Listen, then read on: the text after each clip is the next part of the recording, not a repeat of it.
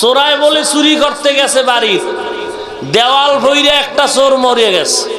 এবার মালিকের বিরুদ্ধে আদালতে মামলা, দেওয়াল নরম করলি কেন? কেমন মগার দেশ! আদালত এমন সাইজওয়ালা, বাড়িওয়ালারে হাজির, তুমি দেওয়াল নরম করে উঠেছো এই জন্য চোর মরছে, তোমার ফাঁসি। বাড়িওয়ালা কয় স্যার আমার কোনো দোষ নাই, রাজমিস্ত্রি নরম করে উঠেছে তার দোষ। আদালত কয় তুমি বেকসুর খালাস, ওই উডারে নিয়ে আসো।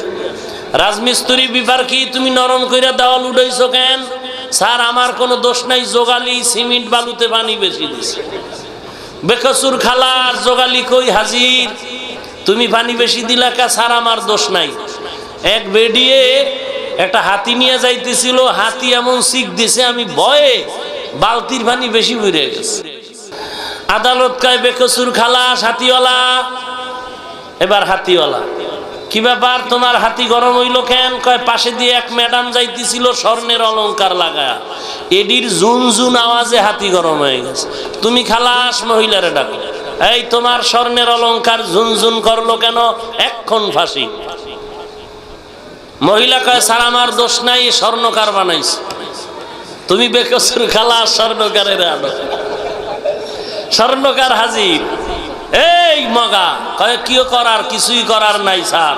কয় রেডি, এটার ফাঁসি। যাও, রায় হয়ে গেল। এখন ফাঁসির মঞ্চে বিদেশি রশি। ভাগ্যের চাকা নির্মম পরিহাসের পাতায় চলে গেল।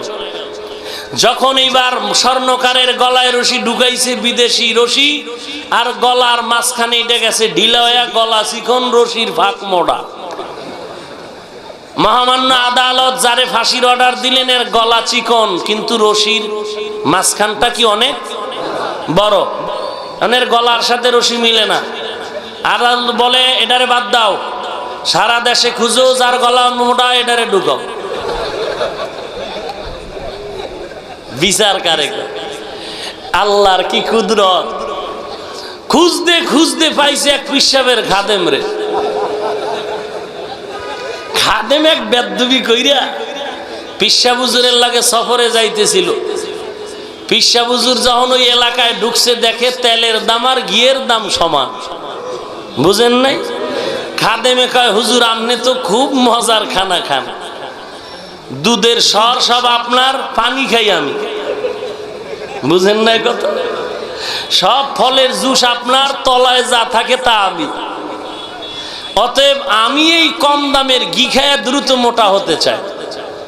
পিসা হুজুর বলে মাস্তানি করিস না, যেই দেশে দেখবি তেলের দাম ঘিয়ের দাম সমান, এ দেশে ইনসাফ নাই। যেই দেশে দেখবা শিক্ষিত অশিক্ষিতের মান সমান, ইনসাফ নাই। যেই দেশে দেখবা নারী পুরুষ সমান, ইনসাফ নাই। খাদেম কয় হুজুর ওই বুঝ দিলে কাম হইবে না, ঘি খাওয়ানি লাগবে। হুজুর কয় গেলাম, তুই থাক। ঘি খায় যখন মোটা হইছে, ফাঁসির রশির লাগে খাপে খাপে মিল গেছে। ফাঁসি তো হইয়েই যাইবে, আগে কোনো আশা? কয় হ্যাঁ স্যার একটা আশা আমার, পিসা হুজুরের একটু দেখতে চাই। যেই হুজুরের বরকতি কথা অমান্য করে আমি আজকে মোটা হইছি কম দামের ঘি খাইয়া। পিসা হুজুরের তালাশ করে আনা হলো। পিসা হুজুর এসে খাদেমের কয় কি ব্যাপার? হুজুর আমনে বাসান বেদবি করে ফেলাইছে। হুজুর পরামর্শ দিলেন গোপন কথা ফাঁস করা যাবে না। যখন ফাঁসির মঞ্চে নেওয়া হবে তুই কবি আমারে দাও, আমি বিশ্বাস বলবো আমারে দাও। এই কথায় দুজন একমত হয়ে যখন ফাঁসির মঞ্চে ঘন্টায় বাড়ি দিল, খাদেমের নিয়ে যাবে। পিসাব কয় খবরদার, আমি অরফির, ও খাদেম এখনো হায়াত বাকি, আমি বুড়া হয়ে গেছি, আমারে দাও, আমার গলাও সাইজ মতো আছে। খাদেম কয় পিসা হুজুর আমার মাথার মুকুট বেদবি করিস না, আমারে দে। উম্মা মরণের জন্য তো পাগল কেন? বাদশার কানে খবর গেল, স্যার সব উল্টা কাহিনী শুরু হয়েছে, জীবনে আর দেখি নাই যে ফাঁসি হইবে একজন আর একজন পাগল। বাদশা কয় কারবার কি? আমি আইতেছি। আইসা বলে কি ব্যাপার পিসা হুজুর? মরার জন্য এরকম পাগল হয় দুনিয়া তো কোথাও দেখিনি।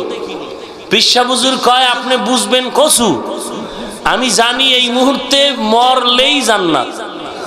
বাদশা কয় জীবনে আকাম কুকাম তো কম করি নাই, তো এই দোনোটা বাদ দিয়ে আবার এই দে। কোথায় চলছে আমাদের ইনসাফ?